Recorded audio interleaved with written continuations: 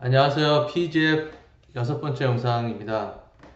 채권 시장을 들어가기 전에 앞서 간략하게 기업 재무 구조에 대해서 좀 알아보려고 합니다. 채권 시장을 이해하려면 채권 시장에서의 가장 큰 역할을 하고 있는 정부, 그리고 기업, 또 그리고 그 채권 시장에서 브로커 역할을 하고 있는 은행, 이 세 플레이어를 잘 이해해야 되는데, 그 중에서도 미국 대표적인 기업들이 어떠한 재무 구조를 가지고 있고 또 어떻게 자금을 융통하고 있는지 알아보도록 하겠습니다. 오늘의 기사는 당연히 연준이 금리를 인상한 내용입니다. 어, 오늘 시간은 지금 금요일인데 이틀 전 수요일 날 9월 26일 날 연준이 금리를 예상대로 인상했죠. 지금 뭐 모두가 다 예상했던 바이기 때문에 시장에서는 뭐 별 반응은 없지만 중요한 거는 2015년 이래 벌써 여덟 번째 금리 인상이고요. 0.25%씩 인상을 하고 있는데 점진적으로 벌써 여덟 번째 인상이고 이제 이로써 2.25%까지 그러니까 어퍼 바운드가 2.25%까지 상승을 했고 지금 뭐 올해 12월에 한 번 더 인상하는 거는 뭐 연준도 그렇게 발표를 했지만 뭐 시장에서도 당연히 한 번 더 이상은 예상을 하고 있고요. 지금 선물 시장에서는 90% 이상 예상을 하고 있어요. 올해 한 번 더 인상이 되는 거는. 그리고 지금 이 검은색의 점포도를 보시면 지금 이 노란색이 그 연준의 16명이 지금 의원으로 구성이 되었는데 그 각 의원들이 금리가 어느 정도 수준이 될 거라고 예측을 하는 그 일종의 예측 투표인데요. 그 개수로 이제 보여주고 있어요. 그래서 초록색이 그 미디언이에요. 그러니까 중간값이거든요. 평균이 아니고 중간값이에요. 그래서 지금 그렇게 보여주고 있고요. 여기서 눈여겨봐야 될 거는 2019년에 보면은 총 16명 중에 9명 이상이 내년에도 금리 인상을 3회 이상 할 것이다. 할 것으로 예상이 된다. 라고 지금 얘기를 하고 있고요. 이거는 뭐 시장에서도 그렇게 많이 보고 있어요. 근데 여기서부터 이제 시장의 기대와 연준의 지금 의원들의 발표 내용이 조금씩 이제 달라지는 게, 제가 이제 채권 시장에서 조금 다루겠지만, 시장에서는 3% 이상 금리가 올라가는 거, 연준 단기 금리가 올라가는 것을 별로 탐탁히 여기지 않고, 그러지 않을 것이라고 예상을 하고 있고, 지금 이 전표도에서 말하고 있는 거는 16명 중에 9명 이상이, 9명이 내년도 안에 3회 더 인상이니까 앞으로 12월까지 하면 4회 인상이죠. 그러면 지금보다 1%가 오르는 거기 때문에 3.25%가 돼요. 그러니까 내년 연말까지 3% 이상으로 될 것으로 좀 예상을 하고 있어요. 그렇죠? 이게 조금 시장과 연준의 이제 괴리가 내년도부터는 이제 일어날 거고요. 지금 뭐 3%가 중립금리다라는 것은 뭐 시장 전반적인 의견이에요. 그래서 3% 이상으로 금리를 가져가겠다는 얘기는 연준이 이제는 긴축 재정으로, 그러니까 통화 정책에 있어서는 긴축 재정으로 가겠다라는 의지를 어느 정도 내비쳤다고 해석을 할 수 있어요. 그러면 한 미국의 기업이 자금을 조달할 수 있는 방식에 어떤 것들이 있는지 알아보도록 하겠습니다. 첫 번째는 채권이 있고요. 두 번째는 주식이 있습니다. 주식과 채권은 차이점은, 채권은 상대적으로, 그러니까 돈을 빌리는 기업 입장에서 먼저 말씀을 드릴게요. 상대적으로 그 조달 금리가 싸고 에코리는 조달 금리가 비싼 편이에요. 왜 그러냐 하면 채권은 일정 기간에 일정 금액을 내가 채권자한테 갚기로 약속을 하게 돼 있어요. 그러니까 채권자 입장에서는 돈이 따박따박 들어오게 돼 있어요. 근데 그게 만약에 그게 쿠폰일 수도 있고 또 이자일 수도 있는데 따박따박 돈이 들어오게 돼 있기 때문에, 그리고 더 중요한 거는 만기가 됐을 때 3년이든 5년이든 만기가 됐을 때 정해진 내가 줬던 그 금액이 다시 돌아와요. 원금 상한이 일이 정해져 있어요. 그렇기 때문에 채권자 입장에서는 일정이 정해져 있고 그걸 지키지 못했을 때는 디폴트가 되고, 그리고 또 더 중요한 거는 만약에 내가 돈을 꿔준 회사가 망하면은 그 내가 먼저 우선순위에 있어요. 그러니까 에코리보다는. 물론 그 뎁 안에도 시큐홀드가 있고 뭐 이렇게 다 등급이 따로 있는데, 하여튼 주식보다는 먼저 돈을 그 리퀴데이션을 할 경우에 돈을 먼저 가져올 수 있기 때문에 그러한 이유들로 채권이 상대적으로 쌉니다. 조달 금리가.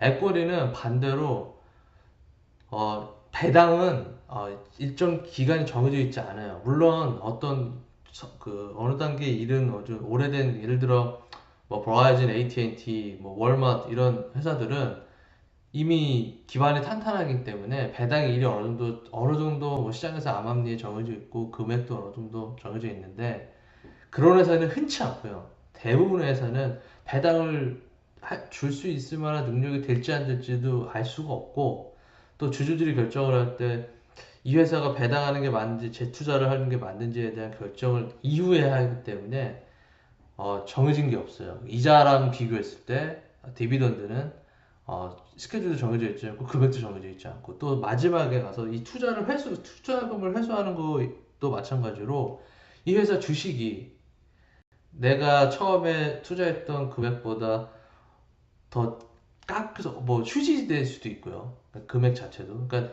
자금 회수도 확실치가 않아요. 그러니까 훨씬 위험하죠. 그렇게 두 개의 조달 방식이 가장 큰 차이가 있고, 중간에 이제 하이브리드가 있고 뭐 컨버러블 시큐리티가 있어요. 컨버러블 시큐리티, 뭐 컨버러블 본드 아니면 뭐 컨버러블 뎁 하는데, 처음에 채권이다가, 그러니까 채권자들이 일정 기간이 지나면 돈을 처음에 꿔줬는데 채권자로서 일정 기간이 지나면 권리가 있어요. 권한이 있어서 내가 이거를 주식으로 전환해서 난 이 회사의 주주가 될래라고 결정할 수 있는 권한을 부여해 주거든요. 그래서 컨버러블 스킬이가 또 있고요. 이렇게 지금 구분이 돼 있고, 그 외에 이제 오른쪽에는 이제 자금을 조달하는 기간과 조달하는 그 방식, 간 세부 절차에 따라서 좀 구분이 되는데, 이런 것들은 제가 나중에 뒤에 조금 더 설명을 해드릴게요. 네. 지금 이 표는 이 수식이 좀 복잡해 보이는데 사실 이해만 하려고 보면은 어려운 건 아니에요. 근데 이제 뭐 좀 복잡하게 돼 있죠. 처음 보시는 분들은. 뭐 경영학을 전공하신 분들은 뭐 딱 보면 이것도 해야 되나 이렇게 말씀하실 수도 있고, 사람마다 다르겠지만, 이 표는 한 기업이 그 기업을 운영하는 데 필요한 자금이 필요하잖아요. 그 자금 조달 비용을 어떻게 그, 어떻게 결정되는지 보는 거예요. 근데 아까 저희가 전에 설명드린 거에 다 사실은 있어요. 뭐냐면, 채권과 주식이 대표적인 자금 조달 방식이라고 한다면, 그 채권의 비중과 당연히 주식의 비중, 내가 자금 조달했을 때 채권에서 20%를 하고 주식에서 80%를 했다면 그 비중이 다르겠죠? 그 비중을 나타내는 게 지금 1번이에요. 여기 보시면 1번 동그라미가 있죠? 그리고 그 앞에는 크게 앞에 1, 2, 3과 뒤에 1, 4, 5, 6이 두 덩어리로 보시면 되고요. 앞에 1, 2, 3은 전체 채권 조달 비용이에요. 그래서 1번은 비중이고, 2번은 이제 실제 이자율, 채권을 조달했을 때 그러니까 채권이 많은 경우에는 가중평균을 하겠죠, 이자율을. 3번은 미국 세법에 의하면 그러니까 세금에서 이자 비용은 제외가 돼요. 그러니까 전체 내 기업의 소득에서 이자 비용으로 나가는 거는 세금을 내지 않아요. 그러니까 세금이 줄게 돼요. 더 많이 돈을 빌리면 빌릴수록 이자 부분에 있어만큼은 taxable income에서 줄어들기 때문에 그만큼의 절세 효과가 있어요. 그래서 그거를 이제 3번에서 표현한 거고요. 그러면 이제 오른쪽 덩어리로 가서 보면은, 묶음으로 가서 보면 마찬가지로 1번은 비중이고, 그러니까 주식의 비중이죠. 그리고 4번은 이제 그 시장 금리인데요.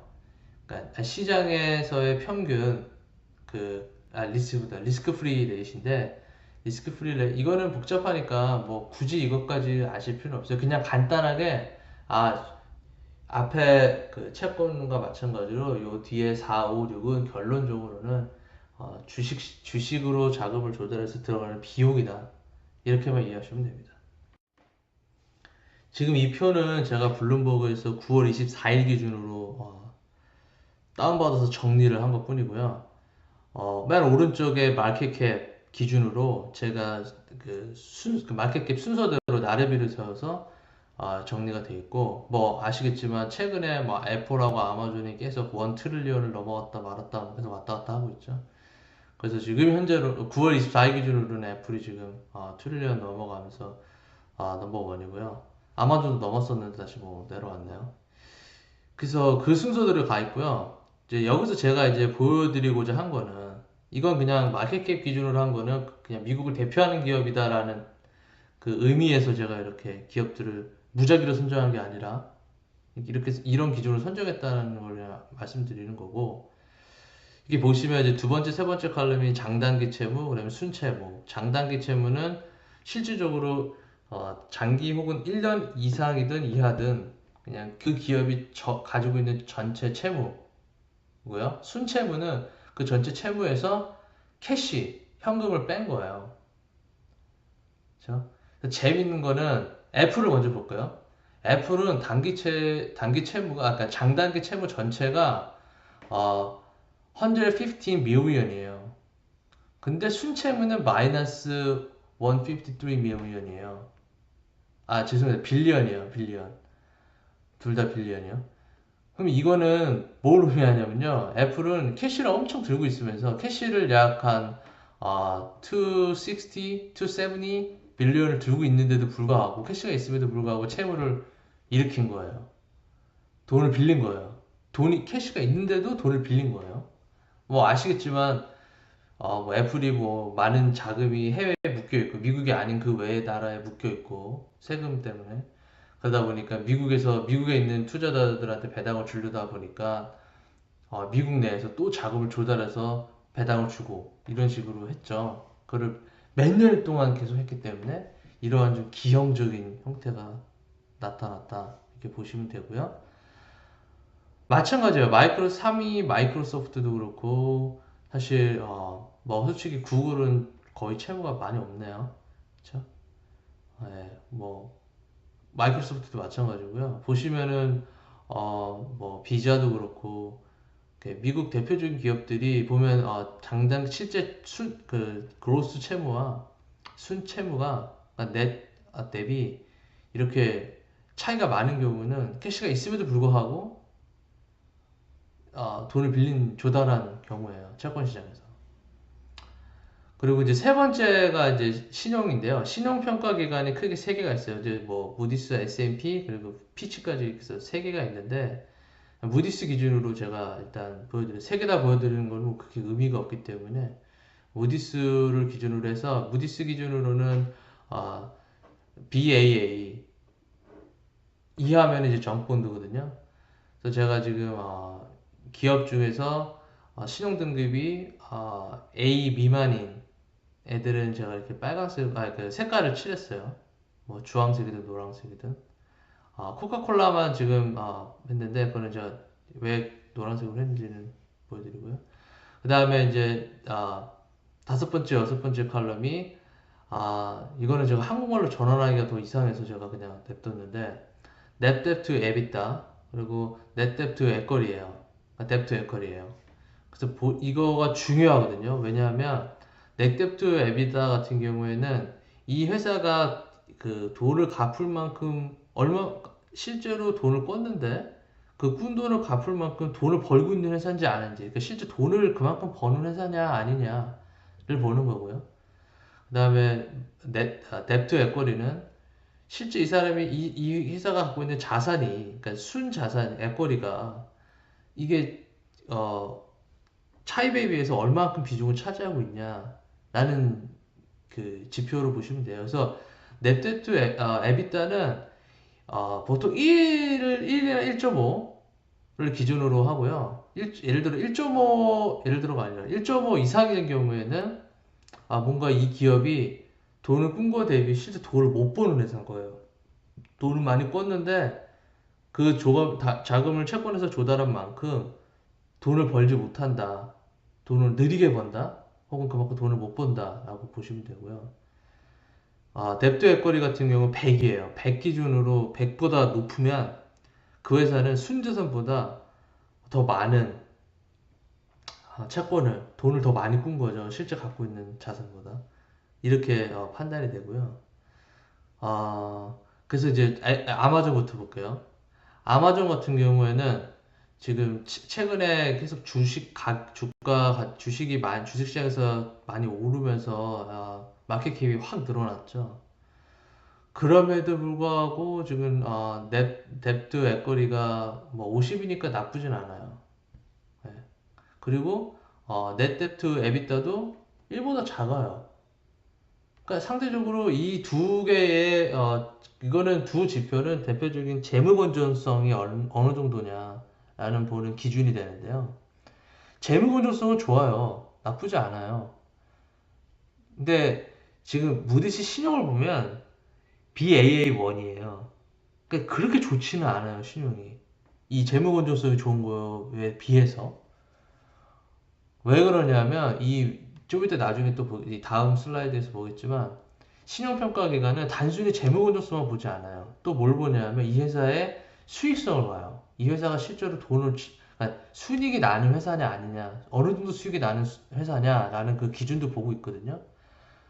그 기준에서 아마 아마존은 좀 미달인 것 같고요. 계속 적자를 하고 있죠. 회사는 크고 있는데, 커지고 있는데. 그리고 두 번째는 아마존 같은 경우는 주식 가격이 오르면서 뎁트 에코리가 상대적으로 좋아 보이는 효과도 있었어요. 갑자기 에코리가 막 늘어나니까. 그렇기 때문에 그래서 신용평가기관에서는 아직 A 등급을 주지 못하고 있는 것 같고요. 그 다음에 이제 재밌는 건 AT&T, 버라이즌. 미국의 대표적인 두 통신 회사인데요. 사실 그 외에 티모바일하고 스프린트를 보면 더 비참해요. 훨씬 비참하고요. 차이도 뭐 잽도 안 되고요. 근데 왜냐하면 벌써 뭐 AT&T, 버라이즌 같은 뭐 대표적인 그 통신 회사들도 재무 건전성만 놓고 보면 좋지 않아요. 보시죠. 그 뎁트 에비타를 보시면 AT&T 4, 버라이즌 2.6이에요. 뭐 버라이즌은 2.6, 뭐 메이비 뭐 그럴 수 있어요. 그냥 뭐 위험하다라고 느껴지는 정도는 아닐 수 있는데 AT&T는 4예요. 그럼 진짜 높은 거거든요.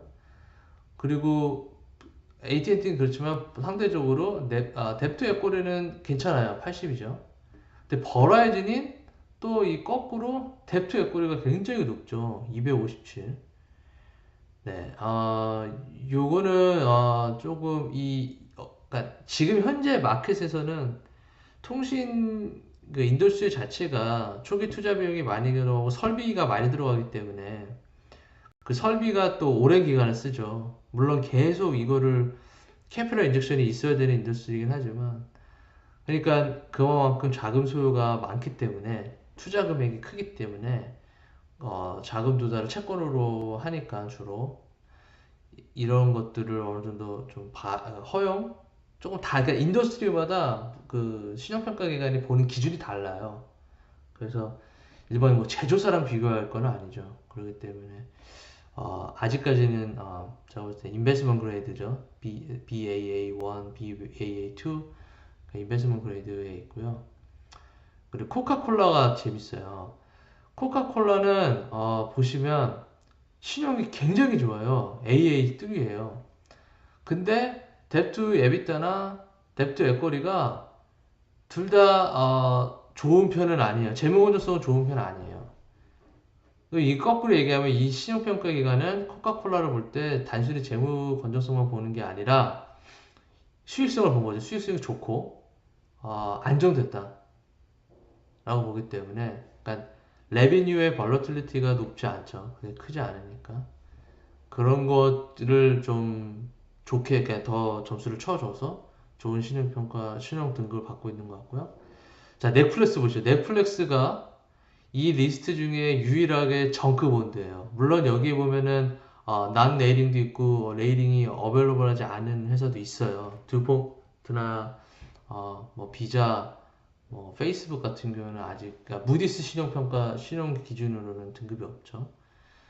하지만 뭐 정크본드라고 얘기하기는 힘들고 하지만 넷플릭스는 확실히 정크본드로 지금 무디스 신용평가 기관에서는 보고 있죠. 근데 보면은 뭐 뎁트 에비타나 뎁트 에쿼리가 제가 노란색으로 칠한 회사들보다 나쁘다고 할 수는 없어요. 뭐 AT&T, 버라이즌, 코카콜라보다 나쁜 편은 아니지만 지금 신용평가가 좋지 않죠. 이거는 아마존이랑 비슷한 이유일 거예요. 왜냐하면 두 회사가 아직 신생 기업이고 그 레비뉴 스트림이 아직 확정되지 않고 계속 이제 성장 단계에 있다 보니까 신용평가에서는 그러니까 프로포트리가 안정적이지 않다 보니까 신용이 좋게 매겨지는 거는 아니죠. 이게 지금 이게 미국 기업의 대표적인 대표 기업들을 이렇게 숫자로 지금 현재 얼마만큼 빚이 있는지 그리고 신용 등급은 어떠한지 그리고 이 회사가 갚을 능력이 돈을 채권으로 조달한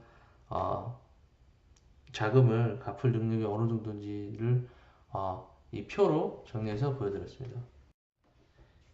이 표는 그냥 참조로 제가 보여드리고요. 뭐 자세하게 설명은 안 하겠습니다. 근데 중요한 건 어디까지가 인베스트먼트 그레이드인지 언제부터가 어디부터가 어느 등급부터가 정크본드인지 아니면 뭐 스페큘레이션인지 이거를 그 정도는 아셔야 되고요. 그러니까 새 신용평가 기관이 뭐 트리플 B 혹은 뭐 BAA 보다 낮으면 그렇죠? 그것도 미치지 못하면 정크본드로 본다 이렇게 보시면 되고요. 중요한 거는 그 좋은 신용을 가진 회사일수록 자금 조달 비용이 쌉니다. 그렇기 때문에 많은 회사들이 이 크레딧 에이전시에서 주는 이 스코어를 굉장히 중요시 여기고요.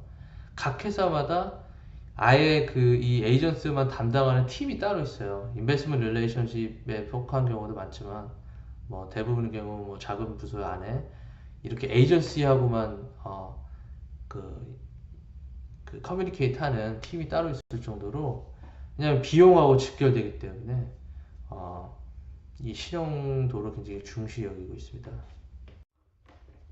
이 표는 이제 S&P 평가기관이 그냥 이 매트릭스로 그 한 회사의 스코어를 줄 때, 크레딧 스코어를 줄 때 어떻게 어떤 기준으로 매기는지를 보시면 돼요. 그래서 X축이 Financial Risk Profile이에요. 그러니까 재무 건전성이에요. X축이.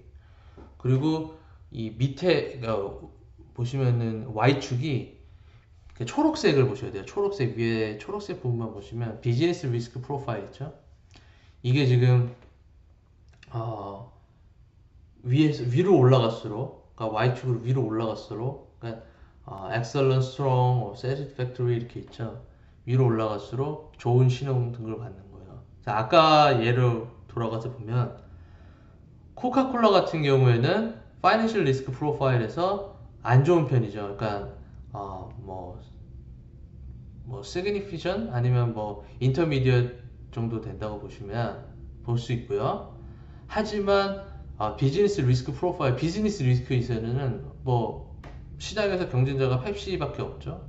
그리고 두 회사가 뭐 다 하잖아요. 그리고 이미 글로벌이 팽창 다 돼 있죠. 뭐 마켓 진입도 다 돼 있죠. 뭐 그다음에 뭐 레비뉴가 뭐 연간 뭐 그렇게 뭐 휘청휘청 흔들리거나 또 시장에서의 위협이 되는 어떤 경쟁자가 새로 진입하는 회사가 코카콜라랑 펩시를 한 번에 이기기 쉽지 않죠.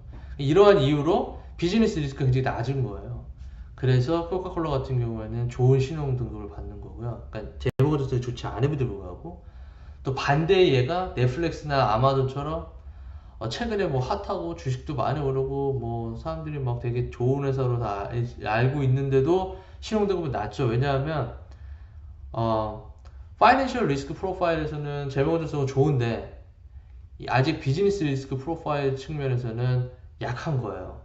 아직 확정된 레비뉴 스트림이 있는 것도 아니고 그리고 이게 신생 기업들은 항상 언제든지 대기업에 먹힐 수도 있고, 또 다른 경쟁자가 치고 올라올 수도 있기 때문에 그러한 이유들로 신용등급을 재무건전성은 좋음에도 불구하고 신용등급을 낮게 받는 거고요.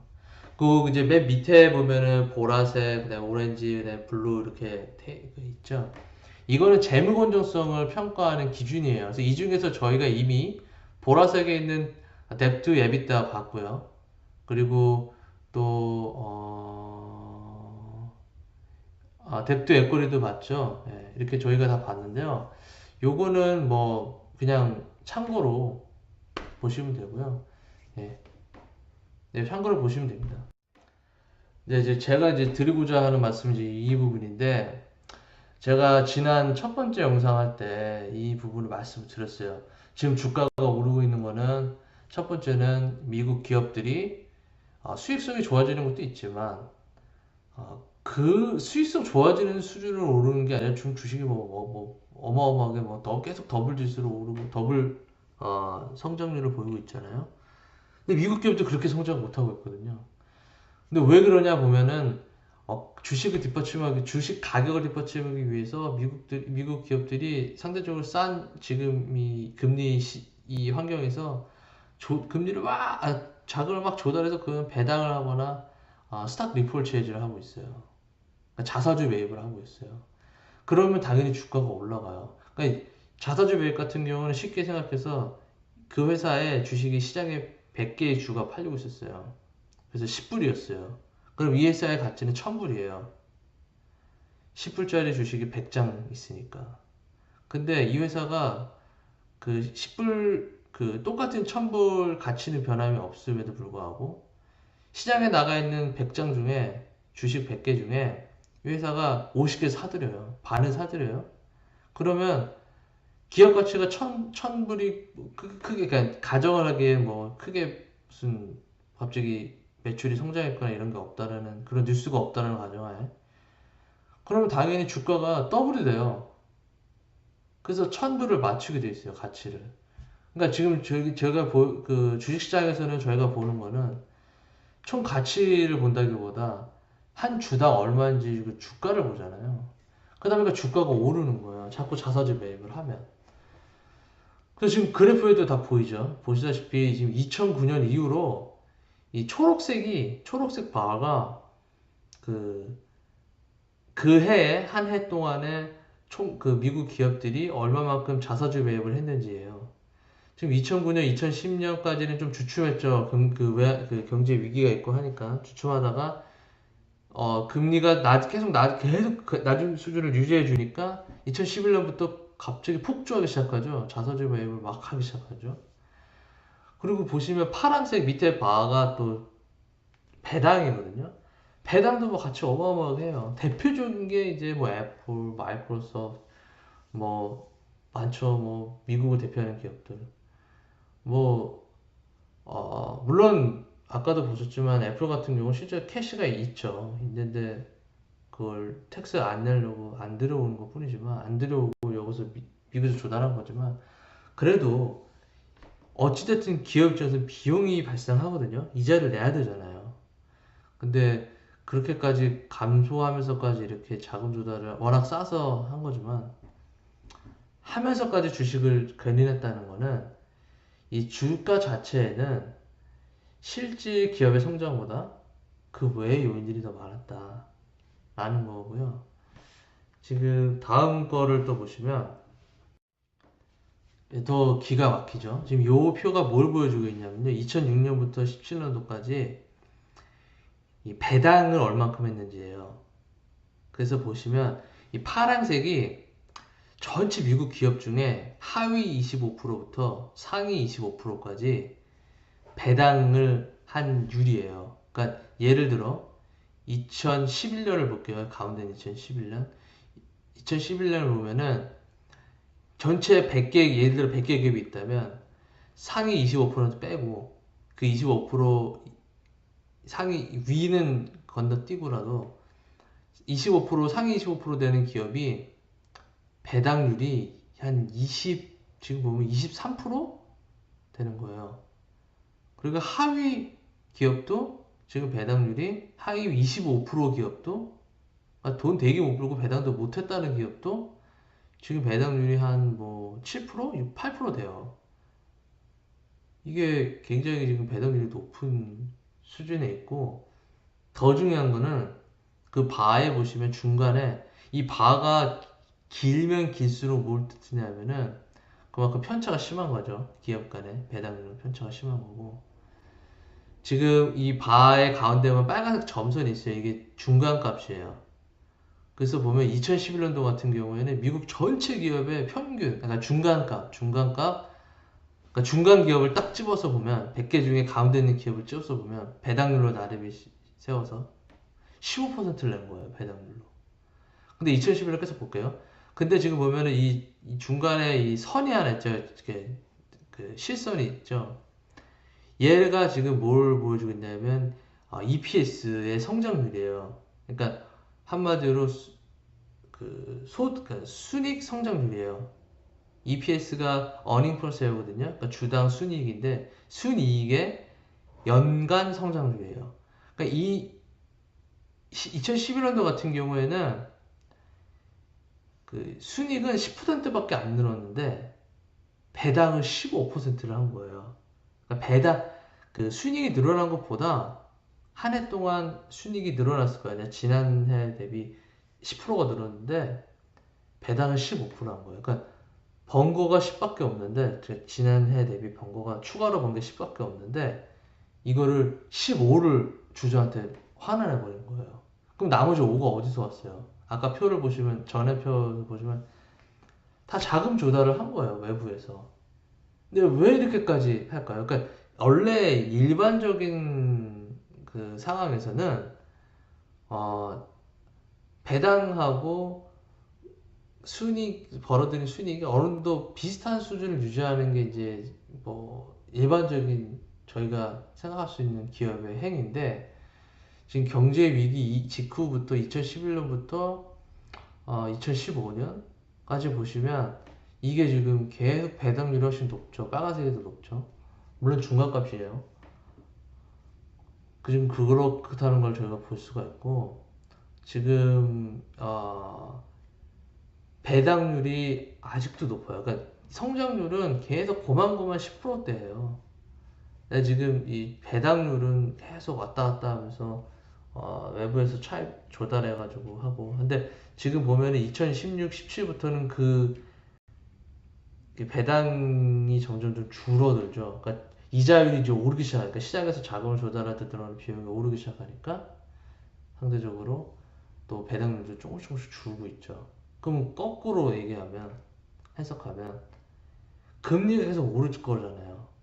앞에서 봤지만 연준도 올린다고 그러고 시장에서도 더 오를 거로 보고 있고, 지금 또 오늘 어제 뉴스가 연준이 단기 금리를 올리면서 또 장기도 오르기 시작했어요. 조금씩 10년물, 30년물도 오르기 시작하거든요.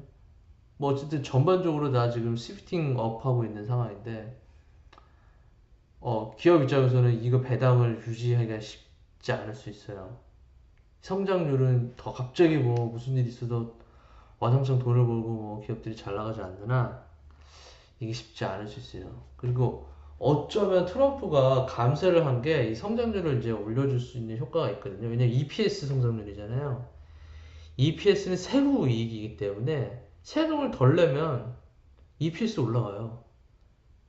그래서 지금 기업들이 올해 2018해 지금 어, EPS가 지금 결과는 아직 안 나왔지만 EPS가 많이 오를 거로 예상이 되고, 그래서 지금 어떻게 보면은 뭐 그거는 굿뉴스인데 기업이나 뭐 경제 입장에서는 절세한 거는. 근데 지금 자금 조달 금리가 오르는 상황에 있어서 배당 어느 정도까지 할 수 있는지, 그 주주 환원을 어느 정도까지 뒷받침할 수 있는지, 그리고 마이클 그 이전과 같이 못했을 경우에는 또 주가가 어떻게 될지, 그거는 한번 의문 사항이 있고요. 오늘 여기까지 지금 제가 기업 재무 구조에 대해서 설명을 드렸고, 제가 조만간 빨리 지금 채권 시장을 올릴 거예요. 그래서 지금 채권 시장에서의 움직임이 심상치 않고요. 관련된 뉴스가 계속 나오고 있거든요. 그래서 지금 하루빨리 채권 시장까지 제가 간략하게 소개를 드리고, 그다음부터 이제 경제 지금 그 돌아가는 뉴스라든지 현황들과 이제 빨리 이제 업데이트를 해드리도록 하겠습니다. 네, 오늘 영상 여기까지고요. 감사드리고요. 어, 구독을 해주시거나 또 좋아요를 꼭 해주시면 좋겠습니다. 감사합니다.